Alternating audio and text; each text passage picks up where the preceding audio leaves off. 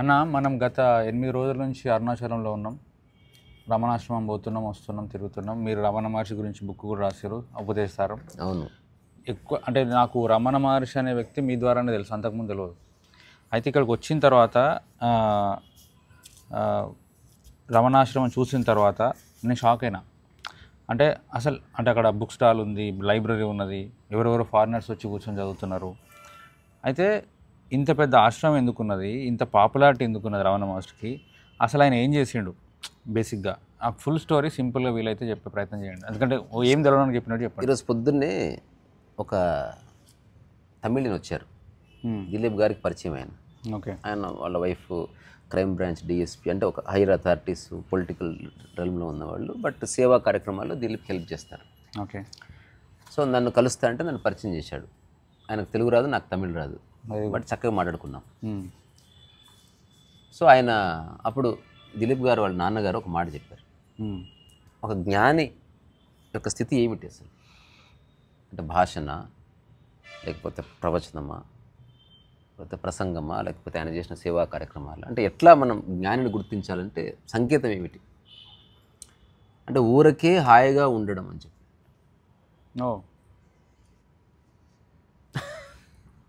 Exactly ప్రపంచం అంతా ఉల్టా లేదు, అది రమణ మహర్షి స్థితే. ఇప్పుడు మనం కింద పెయింటింగ్ గురించి మనం మాట్లాడినప్పుడు చివరిగా తేల్చింది అది. అంటే మీరు ఊరికే చెప్తాను వింటా. బేసిక్గా హాయిగా ఉండాలంటే ఒక రీజన్ ఉండాలి. అంటే దేనివల్ల ఒక సక్సెస్ వస్తే కండిషనల్, అదే ఏదైనా సక్సెస్ వస్తే, లేకపోతే ఏదైనా డబ్బులు వస్తే, ఒక పెద్ద ఇల్లు కొనుక్కుంటే, పెద్ద కారు కొనుక్కుంటే హాయ్ అనేది అప్పుడు ఆ కొన్నిసేపు ఫీల్ అవుతాం, మళ్ళీ అది అలవాటు అయిన తర్వాత పోతుంది. అవును. కానీ ఊరికే హాయిగా. ఇంతకుముందు ఒక ఆయన వచ్చి పెయింటరు అని చెప్తే, ఆయన నాకు చాలా కాంటాక్ట్స్ ఉన్నాయి, అసలు మిమ్మల్ని ఎట్లా ప్రజెంట్ చేయాలి, మీ బొమ్మలన్నీ మాకు ఇస్తే క్యాటలాగ్ తయారు చేస్తాము, మీ గురించి ఒక మంచి పర్సన్తో స్క్రిప్ట్ రాపిస్తాము, ఆ తర్వాత దేశ విదేశాల గ్యాలరీస్కి మిమ్మల్ని పంపించాలి, తర్వాత పర్ఫెక్ట్ ప్లానింగ్, ఇది అది చెప్పాడు పావుగంట. తర్వాత నేనేం చెప్పానంటే అవేం చేయొద్దు మనం అని చెప్పి. ఎందుకంటే హాయిగా ఉండాలంటే అవేవి చేయొద్దు. డబ్బు సంపాదించడమే లక్ష్యమైతే అవన్నీ చేయాలి. ఒక ఆర్టిస్ట్ ఫేమస్ ఆర్టిస్ట్గా చచ్చిపోయాడని పేపర్లో రాయించుకోవాలంటే అది చేయాలి. అసలు మనం ఉన్నా లేకపోతే ఎవడు పట్టించుకోకపోతే ఎంత హాయో. ఒకవేళ పట్టించుకుంటున్నా మనం పట్టించుకోవద్దని. సో అట్లా ఈ ప్రపంచంలో రియల్ సెలబ్రిటీ ఎవరంటే రమణ మహర్షి. ఎందుకు ఏ కారణం లేకుండా హాయిగా ఉన్నా, ఏ కారణం లేకుండా తనలా తానుంటే అంతా తన వైపు చూస్తూ కూర్చుంది. ఒకటి ఎన్ని పిచ్చి వేషాలు వేస్తాడు, రంగులు వేసుకుంటాడు. టిక్టాక్లో ఒక అతను తరుణ్ ఉంటాడు, ఆకులు కట్టుకొని ఏమో చేస్తాడు, కొబ్బరి చిప్పలు కట్టుకొని చేస్తాడు. అసలు సెలబ్రిటీస్ స్టేజ్లు ఎక్కి ఏదేదో వాళ్ళ ఈగోలు ప్రదర్శిస్తూ మాట్లాడతారు. స్టిల్ అది టైంలో ఎక్కువసేపు ఉండదు. Ramana Maharshi beyond time. ఇప్పుడు 50 ఏళ్ల క్రితం, 50 ఏళ్ల తర్వాత, 100 ఏళ్ల తర్వాత, 1000 ఏళ్ల తర్వాత, ఎందుకంటే ఎగ్జిస్టెన్షియల్ స్టేట్ కాబట్టి ఎవడు దాన్ని లాక్కోలేడు. రెండోది ప్రయత్నం వల్ల రాలేదు కాబట్టి ఎవడు తీసేయలేడు. రెండోది మొత్తం పోయినా అది అట్లే ఉంటుంది, అంత వచ్చినా అట్లే ఉంటుంది, ఎక్కువైనా అంతే ఉంటుంది, తక్కువైనా అంతే ఉంటుంది. ఆ శ్లోకానికి అబ్సల్యూట్లీ మ్యాచ్ అనమాట. ఓం పూర్ణమిదం పూర్ణమదం పూర్ణాత్ పూర్ణమదచ్యతే పూర్ణస్య పూర్ణమాదాయ పూర్ణమేవావశిష్యతే. అంటే సమస్తానికి సమస్తం కలిపితే సమస్తమే మిగులుతుంది. సమస్తంలో నుంచి కొంత తీసేసి సమస్తమే మిగులుతుంది. సమస్తం తీసేసినా సమస్తమే మిగులుతుంది. సమస్తం ఎప్పుడు సమస్తంలాగా ఉంటుంది. ఇక సమస్తం ఉన్న చోట నువ్వు ఏదైనా పెట్టుకో. ఓషో ఇదే శ్లోకం చెప్పి ఒక డిస్కోర్స్లో, దిస్ ఈజ్ వింటర్, మీరంతా చలనీల స్నానం చేశారు, నేను చలనీల స్నానం, మీరంతా వణుకుతున్నారు, కానీ సీ మై క్రేజీనెస్. చలనీల స్నానం చేసి వచ్చి నేను మళ్ళీ ఫ్యాన్ పెట్టుకున్నాను, because it won't affect my body అని. అదే శ్లోకాన్ని ఇట్లా చెప్పుకుందాం, ఓం పూర్ణమిదం పూర్ణమదం అని చెప్పి, ఇక్కడ చలే ఉంది, అక్కడ చలే ఉంది, అంతటా చలే ఉంది, పైన చలే ఉంది, కింద చలే ఉంది. చలికి చలి కలిపినా చలే మిగులుతుంది, చలిలో చలి తీసేసినా చలే మిగులుతుంది. రమణ మహర్షి శ్లోకం ఆయన చెప్పిండా? కాదు, రమణ మహర్షిది కాదు, అది అవన్నీ స్థితులకు సంబంధించినవి. మనకి ఆయన వేలో మన వేదిక్ కాంటెక్స్ట్, పురాణాసులు ఇవన్నీ చెప్పబడ్డాయి ఎప్పుడో. అట్లా రమణ మహర్షి స్టేట్ అన్నది అన్టచ్డ్ బై హ్యూమన్ మైండ్. అది నీకుంది, నాకుంది, అందరికి ఉంది. అదొక్కటి. ఊరకే ఉంటామంటే లేజీగా ఉంటామని కాదు, నీకు సాధ్యమైన పని సంపూర్ణంగా చేస్తూ ఈ ప్రాపంచికమైన పేరు ప్రఖ్యాతులు డబ్బు అట్లాంటివి ఏమీ ఆశించకుండా జస్ట్ అట్లా ఉండడం. ఎందుకంటే మనిషి బతకడానికి ఏమీ అక్కర్లేదని తెలుసుకోవడమే జీవితం. ఇంత భోజనం, పడుకోవడానికి ఒక మూల, 2 జతల బట్టలు చాలదా? ఇంకా అవి దానికి కష్టపడ్డం ఎందుకు? ఎవరైనా చేసి అనుభవించేది అంతే. పెద్ద ప్యాలెస్, పండుకునేది ఇంతే పరుపు. నువ్వు ఎంత జాపుకున్నా ఒక 1 ఫీట్ 1.5 ఫీట్ ఎక్స్టెండ్ చేస్తావు, అంతకంటే నీ వల్ల కాదు. ఎంత కోటీశ్వరుడైనా 2 మూరల బట్ట 2 మీటర్ల బట్టని నువ్వు వేసుకునేది. ఎంత డబ్బున్న వాడివైనా ఇంతే తినేది. So fundamentals same for everybody. So ఆ ఫండమెంటల్స్ పట్టుకొని కొంచెం కూడా పక్కకు జరగకుండా ఉంటే అది ఆశ్చర్యపోయి ఎలా ఉంటారు ఇట్లా, ఇలా అందరూ అందరూ ఉండొచ్చు అట్లా. కానీ మనకేమో వెంపర్లాట, డబ్బు కావాలి, పేరు ప్రఖ్యాతులు కావాలి, వాడు మెచ్చుకోవాలి, వీడు మెచ్చుకోవాలి, సాధించాలి, అవార్డు రావాలి, ఫోటో దిగాలి. అందరు అట్నే ఉన్నారు కాబట్టి సడన్గా ఒక మనిషి అట్లా లేకపోతే సరే. ఇప్పుడు మీకు చెప్పిన తను కూడా ఇంత ప్లాన్ చేద్దాం మనం పెయింటింగ్ అమ్మడానికి అని చెప్పినప్పుడు నాకు అవన్నీ అక్కర్లేదు అన్నప్పుడు ఆయన కూడా ఆశ్చర్యపోతాడు. ఎందుకంటే ఆయన డీల్ చేసేది అందరినీ ప్రపంచం. అంటే ఇప్పుడు ఆయన ఏం చెప్పాడంటే మనం only 2 or 3 people we have to find. ఆ 2 3 ఆయన మంచిగా చెప్పాడు. ప్రపంచం అలాగే ఉంది, తప్పేం లేదు. నేను అట్లా అనుకున్నా. అదేంది ఒక 5 6 మందికి అమ్ముదాం, తద్వారా మనకు కొంచెం కొంచెం డబ్బు అట్లా అంటే ఒక 50 lakhs 20 lakhs 30 lakhs అట్లా, తద్వారా లైఫ్ సెటిల్ అయిపోతుంది. తర్వాత పేపర్లో మనం ఎవరు వస్తారు, ఆడియన్స్ ఎవరు కొంటారు, అంత పర్ఫెక్ట్గా ప్లాన్ చేయాలి. పిఆర్ అంతా చెప్పిన తర్వాత నేను చెప్పింది ఇవేం వద్దని. నేను తనతో చెప్పింది ఏంది, జస్ట్ బొమ్మలేద్దాం రా బాయ్, మళ్ళీ అదంతా ఎందుకు పెంట, తీరా అదంతా చేసినాక పెయింటింగ్ సేల్ కాకపోతే ఇంకా చేసిన తర్వాత ఎక్స్పెక్టేషన్ వస్తుంది. నేను ఏ ఇన్వెస్ట్మెంట్ చేయను, నాకు ఏ పేరు ప్రఖ్యాతులు వద్దు, వచ్చేది ఎలాగో వస్తుంది, అది మనది కాదు. దానికోసం ప్రయత్నం ఏమిటి అసలు? 100%. అట్లనే భంగపాటు కూడా ఉంటుంది. అందుకని నేనేం చెప్పానంటే అసలు అరుణాచలంలో ఎక్కడ పడితే అక్కడ హాయిగా ఆడుతూ పాడుతూ చిన్నపిల్లలాగా పెయింటింగ్ చేద్దాం. వేస్తుంటే ఇతను వచ్చాడు, ఇతను కూడా నీకు ఆసక్తి ఉందా, ఉందంటే అతనికి బ్రష్ ఇచ్చి అక్కడ మాత్రం గ్రీన్ అయ్యి, అమ్మ నువ్వు ఇక్కడ బ్లూ అయ్యి, make it life a celebration. చివరిగా వచ్చింది అనాలిజ్ చెప్తే అక్కడ ఆగిపోయింది మీటింగ్. నీవు నా పెయింటింగ్ని డైమండ్ చేద్దాం అనుకుంటున్నావు, నేను నా పెయింటింగ్ని ఫ్లవర్ చేద్దాం అనుకుంటున్నాను. So anybody can enjoy. ఇప్పుడు నేను పెయింటింగ్ వేసిన, ఈ అమ్మకి నచ్చింది, ఆమె దగ్గర డబ్బులు లేవు అంటే ఆమె పెయింటింగ్ తీసుకోవద్దా? ఇంకా ఓన్లీ ధనికుల చేతుల్లోనే ఎందుకు బందీ అవ్వాలి ఆర్ట్? జస్ట్ డబ్బు ఒక్కటి తీసేస్తే it is available to all. ఏదో గీత వేసి ఇచ్చావు, మంచి పెయింటింగ్ ఉంది, ఎంత అంటే 10,000, ఎక్కువైనా ఓకే తక్కువైనా ఓకే అన్నాను, ఫ్రీడమ్. 5,000 ఇస్తాను, తీసుకుపో, బార్గెనే లేదు.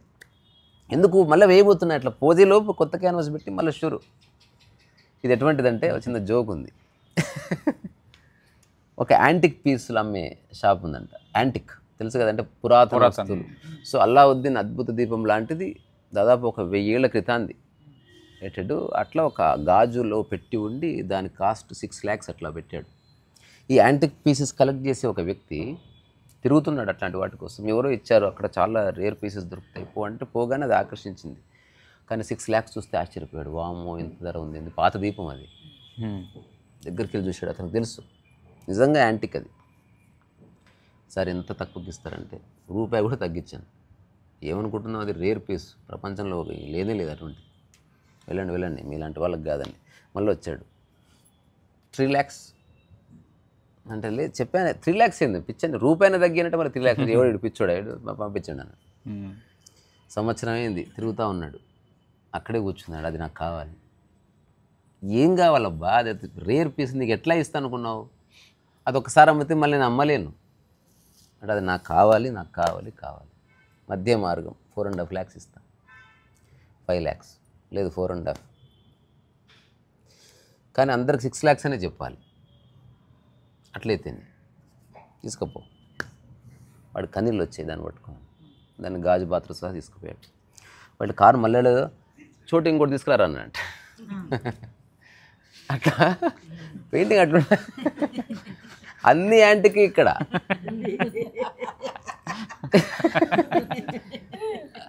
యాంటిక్ పీస్ ఎవడంటే మనిషే. ఈ కొండకు మించిన యాంటిక్ పీస్ ఏదైనా ఉందా? మనిషి మూర్ఖత్వానికి మించిన యాంటిక్ పీస్ ఏదైనా ఉందా? కొన్ని ఏళ్ల నుంచి ఉంది, అది పోతలేదు. అట్లా అందరూ యాంటికే. అట్లా కాకుండా యాంటిక్ లేదు, ఏమి లేదు, అన్ని సహజమైన అనుకుంది. యాంటిక్ అంటే వెరీ స్పెషల్. పాతది అంతే అది. ఇప్పుడు అదేది మన the man from the earth, అందులో ఒక సన్నివేశం ఉంటుంది. నువ్వు 14,000 సంవత్సరాల నుంచి తిరుగుతా అంటున్నావు కదా, ఏదన్నా అత్యంత పురాతనమైన వస్తుంది నీ దగ్గర ఉందా అన్నాడు. లేదంటాడు. అంటే ఎట్లా నమ్మాలంటే నువ్వు నమ్మడం కోసం నేను తిరగట్లే. రెండోది, ఒకప్పుడు నీలాంటి విధవుల కోసమే చాలా సామాన్ వేసుకొని తిరిగేవాడిని. తిరగ్గా తెలిసిన అది బరువు అని, అసలు ఏం వేసుకోవాల్సిన అవసరం లేదని, నా జీవితాన్ని ఒకటి నమ్మవలసిన అవసరం లేదని తెలిసింది. అయినా నువ్వు అడుగుతున్నావు కాబట్టి I will give you 1 antique piece అని జోబులకి వెళ్ళి పెందిసి ఇస్తాడు. After 1000 years it will be antique అంటాడు. ఒకవేళ నువ్వు ఉంటే నువ్వు మనం వేసే పెయింటింగ్ కూడా యాంటికే ఆఫ్టర్ 1000 years. ఇదే వీడియో ఆఫ్టర్ 500 years పాత వీడియో, అది పాతది కాదు కొత్తది కాదు, అట్లా అనిపిస్తుంది అంతే.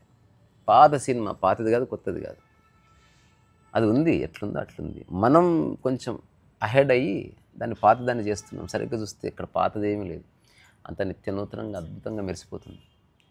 అందుకని ఆ స్ఫురణలో నుంచి జీవితకాలం ఇలా చేస్తేనే మనం హాయిగా ఉంటూ లైఫ్లోకి ఏదైనా వస్తే ప్రసాదంలాగా తీసుకుందాం.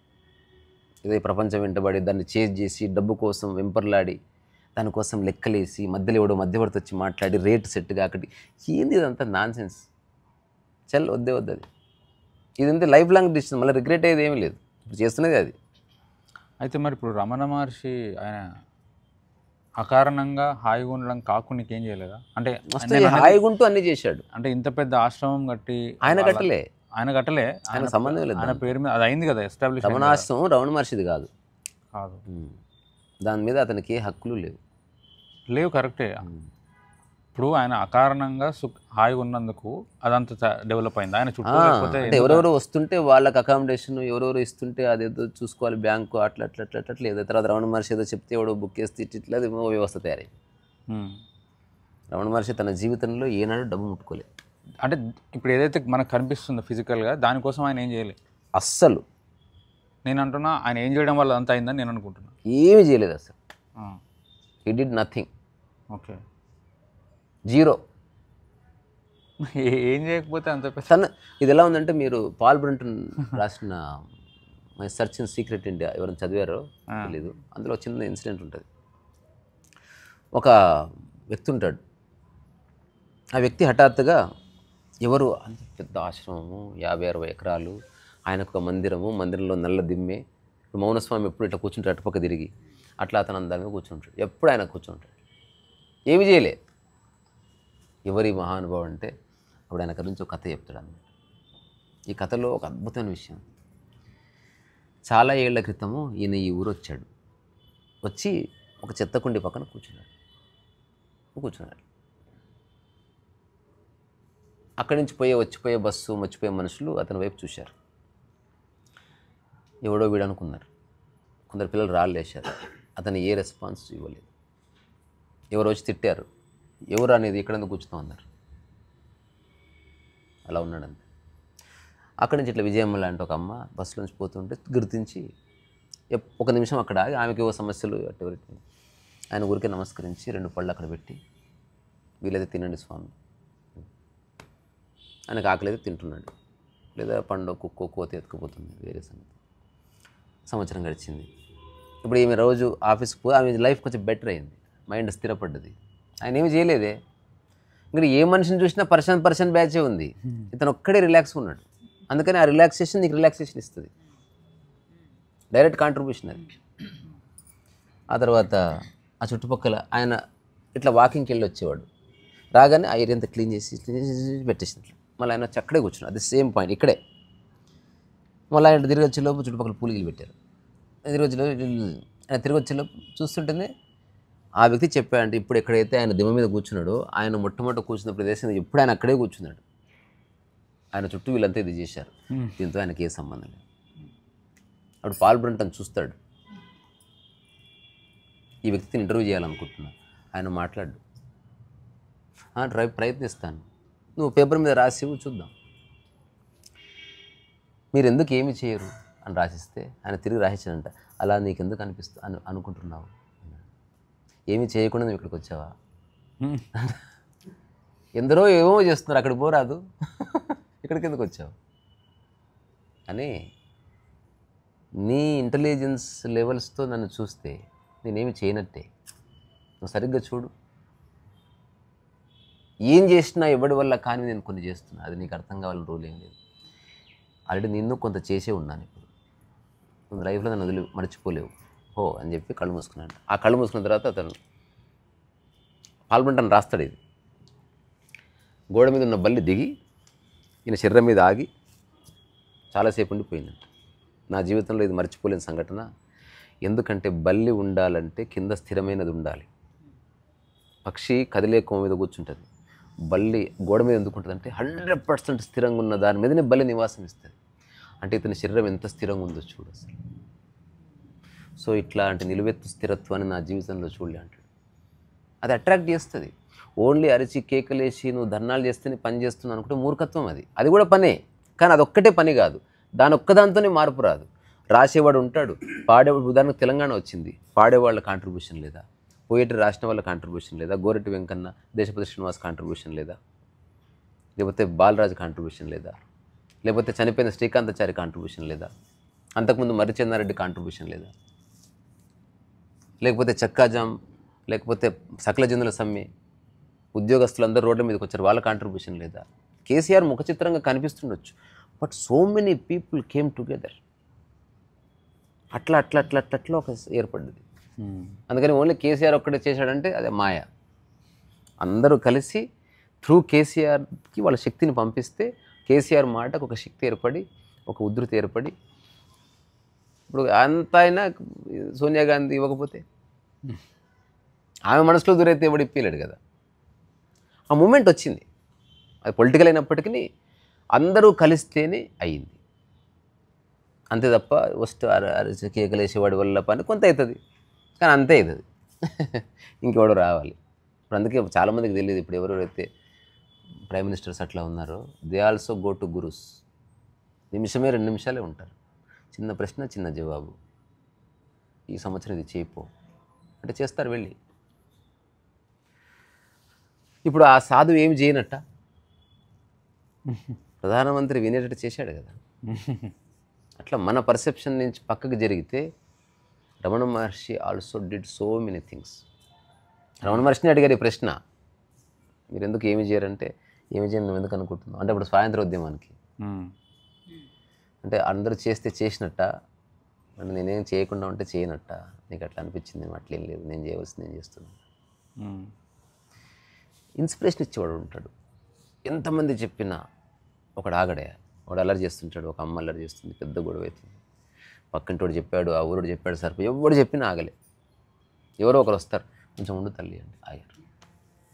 వాడు చెప్పింది అప్పుడు వీళ్ళంతా చాలా చేశారు, ఏం పని జరగలే, వీడు ఒక మాట అంటే పని అయింది.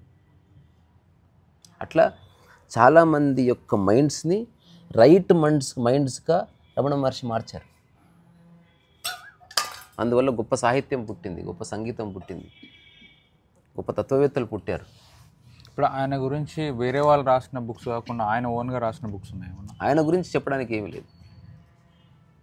లేదు అంటే నేను ఆయన సొంతంగా రాసిన బొచ్చెడు ఉంది బుక్స్ ఉన్నాయా? అయ్యో ఇప్పుడు మన రూమ్లోనే ఉంది. ఓకే. రమణ హస్తాక్షరి అని బుక్ ఉంది. ఇప్పుడు ఉపదేశ సారం కూడా ఆయన తెలుగులోను, తమిళ్లోను, మలయాళంలోను, సంస్కృత్లోను రాశారు, ఆయన కన్నడలోను. ఆయనకు అవన్నీ భాషలు అన్నీ వచ్చు. అవునా? ఆయనకు ఎంత ఓపిక అనుకున్నావు. అవి చూస్తే నీకు దిమ్మ తిరిగిపోతుంది. అసలు ఎక్కడ హడావిడి ఉండదు, గంత చక్కగా ఇట్లా ముత్యాలు పేర్చినట్టు రాస్తారు. ఆయన రోజంతా కూర్చొని ఏం చేశాడు, చాలా మందికి నేర్చుకున్నాడు. చదవడం కాదు, రాయడం. స్కందాష్టమంలో ఏం చేశాడు అనుకుందాం, విరూపాక్ష తన జీవితం ధ్యానం చేశారని చెప్తారు. అసలు ఎప్పుడు చేయలేదు ఆయన, అంటే మామూలుగా అక్కడ తెలియదు ఎవరికి. ఒక్క ధ్యానం చేసిన ఫోటో చూపి ఎప్పుడు చక్కగా కళ్ళు తెరుచుకున్నట్లు లేదు. మరి నేర్చుకోవాలంటే బుక్స్ పెట్టుకొని చదువుకుంటా, అంతే టైం తొందర లేదు. నేర్చుకున్న కొంత పర్ఫెక్ట్గా నేర్చుకోవడం, దాన్ని ఆకలింపు తొందర లేదు. రోజంతా నువ్వు పని చేస్తుంటే పెయింటింగ్ ఎలా అవుతుంది తెలుసా, మనం చేద్దాం నెక్స్ట్ వచ్చినప్పుడు. ఇప్పుడు ఒక మార్నింగ్ 8:30కి లొకేషన్కి వెళ్ళిపోతే రాత్రి 10 గంటలకు వద్దాం ఇంటికి. అక్కడే తినడం, అక్కడే పడుకోవడం, అట్లా అద్దడం, ఇట్లా అద్దడం, మధ్యలో చెస్ ఆడుకోవడం, తర్వాత చిన్న క్రికెట్ ఆడుకోవడం, మళ్ళీ అర్థం. ఓ ఎంత పని అవుతుంది అనుకున్నావు అట్లా. ఇప్పుడు నేను పుస్తకాలు ఎట్లా రాస్తున్నా, ఆడుతూ పాడుతూనే పుస్తకం రాయాలి అని పొద్దుస్తమని ఎవడు రాయాడు. చిరంలోవి లాగే కొంతసేపు రాసాలి, మర్చిపోవాలి. సో చాలా బుక్స్ రాసిండు ఆయన, చాలా, ఇన్ని లాంగ్వేజ్లలో. ఇప్పుడు ఆ రమణ ఉన్నాయా బుక్స్? అది ఎవరికైనా ఇచ్చి నేను నీకు పుస్తకాలు ఇచ్చాను కదా తీసి పెట్టమని ఒకసారి తీసుకురాపు ఇప్పుడే చూద్దాం మళ్ళీ ఆ బుక్స్ ఇన్ఫ్లుయెన్స్ చేసినాయి చాలా మందిని. ఇన్ఫ్లుయెన్స్ కాదు రమణ మహర్షి ఏమీ చేయాలని తప్పు అది అందుకే అడుగుతున్నాను నేను.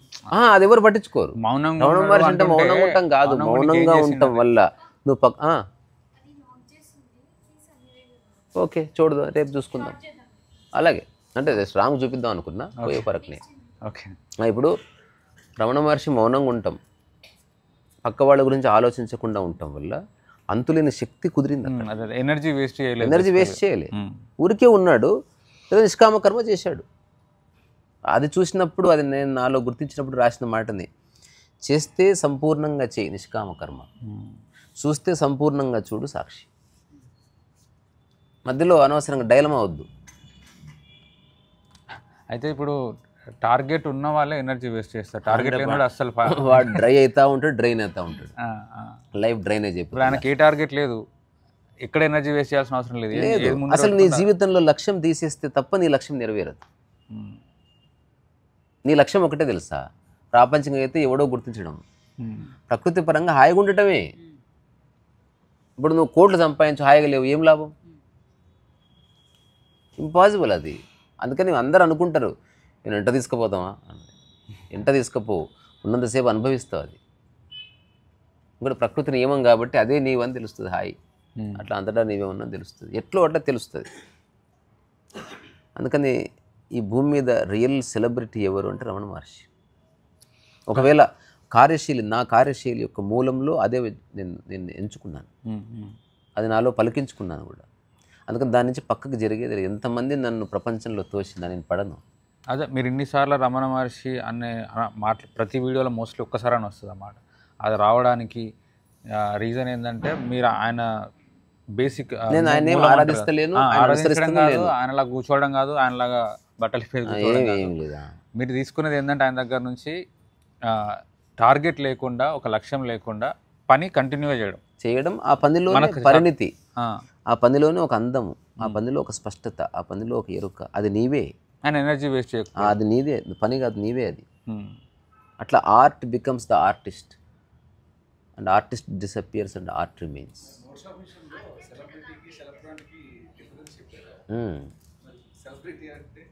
అది ప్రాపంచిక దృష్టిలో అందరూ చూస్తున్నారు కాబట్టి సెలబ్రిటీ అని వాడాను. ప్రతి యోగి సెలబ్రిటీ అంటే he celebrates for no reason because he has no season అని అందులో రాశాను.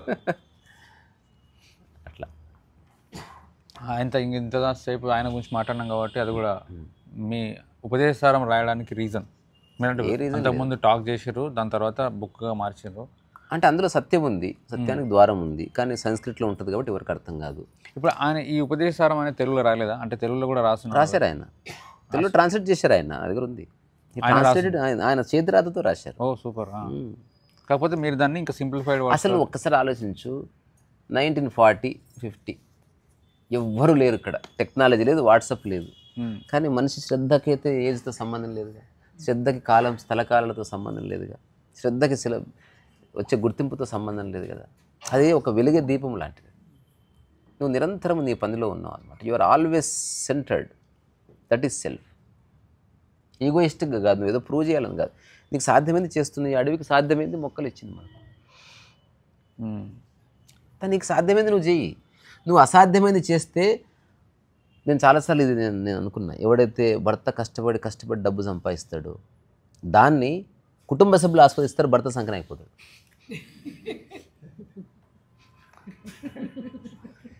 నేను అందులో ఉండాలనుకోవట్లే.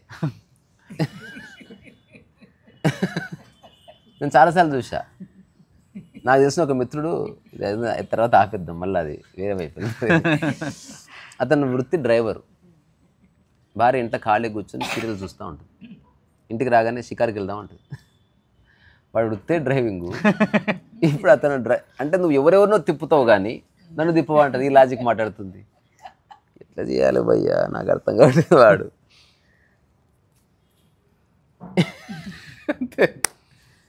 వాడు ఏదో నడుపుతుంటాడు ఇట్లా. మీ సార్ని అయితే ఉత్సాహంగా తీసుకుపోతుంది.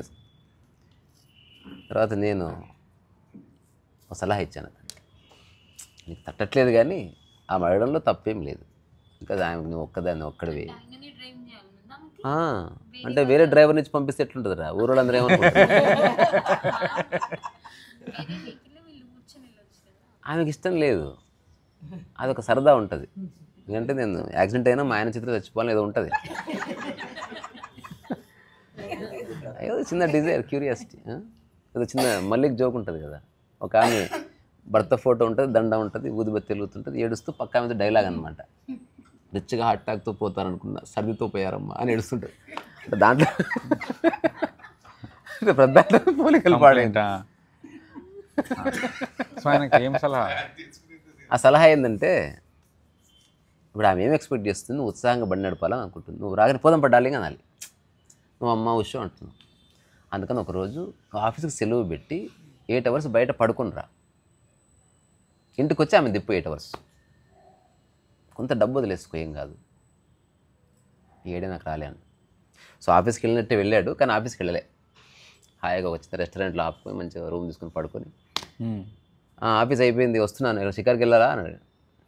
ఏంటంటే ఎట్లా మారిపోయారు అంటే ఇన్ని రోజులు అడిగావు, తప్పు అనిపించింది నాకు.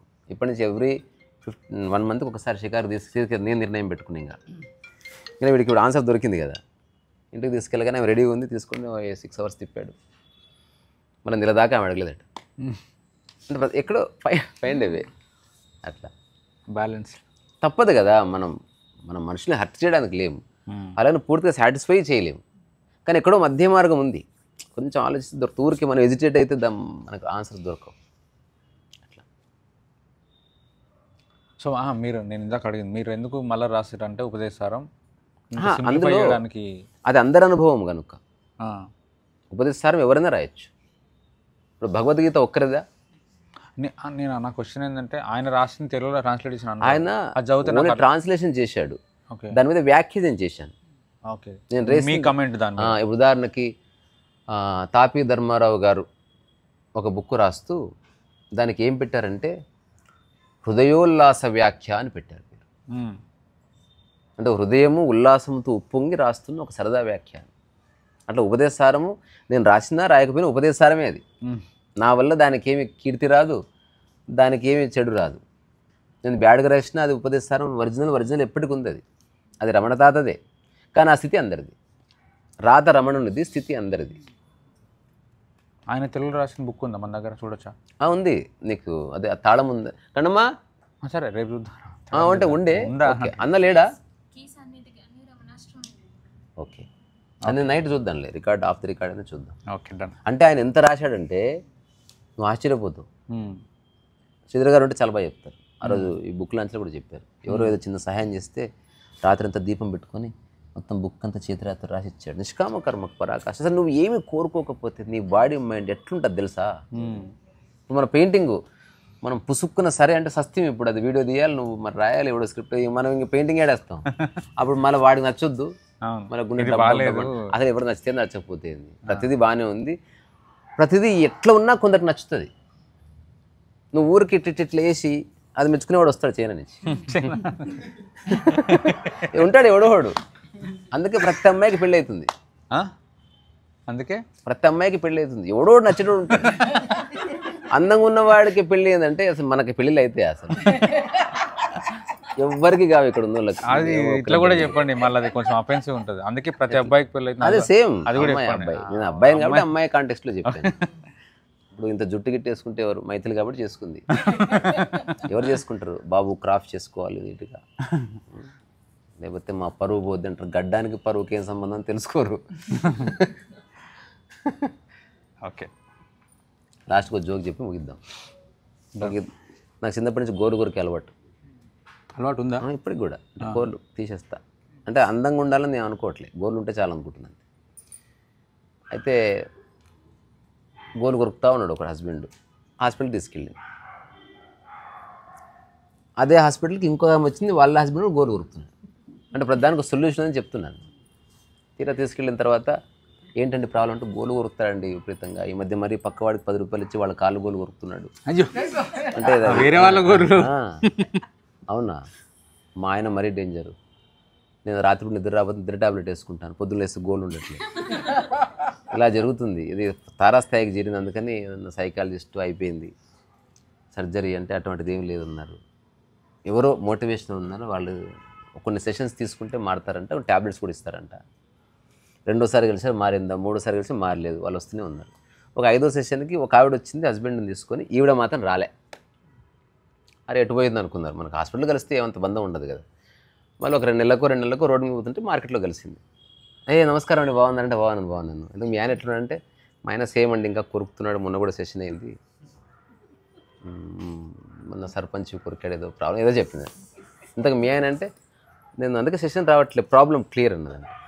గోలు కొరకడం మానేసం లేదు, హఠాత్తుగా నాకు ఇన్సైట్ కలిగింది, పళ్ళుడ కొట్టినా అన్నదండి. సో ప్రతిదానికి ఏదో సొల్యూషన్ ఉండే ఉంటుంది. నేనైతే ఎప్పుడు ప్రాబ్లమ్ని చూడను, ప్రాబ్లం అర్థం చేసుకుంటే సొల్యూషన్ కోసం వెతుకుతా. ప్రాబ్లమ్స్ ఎందుకు ఉండొద్దు? ఇంకోటి, నువ్వు సాల్వ్ చేయని ప్రాబ్లమ్స్ నీకు రావు. ఎవరన్నా చదువుతారా, రాకెట్ పని చేయట్లేదు, నేను అడగరు, ఏవో చిన్న చిన్న అల్లా రావట్లేదు ఇట్లాంటివి అడుగుతాం. మళ్ళీ అంతటి దానికి పరిచయం అయిపోయి తిట్టుకొని. ఓకే, ఇది అంతేనా? అంతే. రమణ మహర్షి గురించి ఇన్ఫర్మేషన్ అంటే ఏమీ చేయకుండా నిజంగా సెలబ్రిటీ ఒకవేళ నా లైఫ్లోకి పేరు ప్రఖ్యాతులు వస్తే, అట్లా నా ప్రయత్నం లేకుండా వస్తే నాకు ఓకే. ఇప్పుడు వీళ్ళంతా అట్లా వచ్చిన వాళ్ళే. అందుకని నేను దీన్ని క్లెయిమ్ చేసుకోవడానికి లేదు. నేను ప్రయత్నం వల్ల చేస్తే మనం ప్రయత్నం చేసాం, రామ్ క్లాప్స్ కొట్టు అనుకున్నట్టు జరిగింది అంటాం. అసలు అనుకున్నది లేదు, తద్వారా జరిగిందంతా మనకే సంబంధం. సో కర్తాభావన యొక్క శూన్యత రమణ మహర్షి. నువ్వు నీలా ఉండగా ఎవరైనా వస్తే వచ్చారు, పోతే పోయారు, అప్రిషియేట్ చేస్తే చేశారు, చేయకపోతే చేయలేదు, వీటితో సంబంధమే లేదు. పెట్టయితే ఒక మామిడి చెట్టు నిరంతరం ఒక కాయను క్రియేట్ చేసుకొని దాన్ని లావ్ చేసి లోపల రసం ఊరించుకొని అట్లా చేసి కిందికి పడేస్తుందో, అట్లా నువ్వు కూడా ఏదో నువ్వు అనుకొని అంతే చెప్ప. అర్థమైంది కదా? అట్లా పని ఎప్పుడు చేస్తాడు డాడీ? అదొక్కటే నాకు ఉన్నదే పని డాడీ. Okay, bye.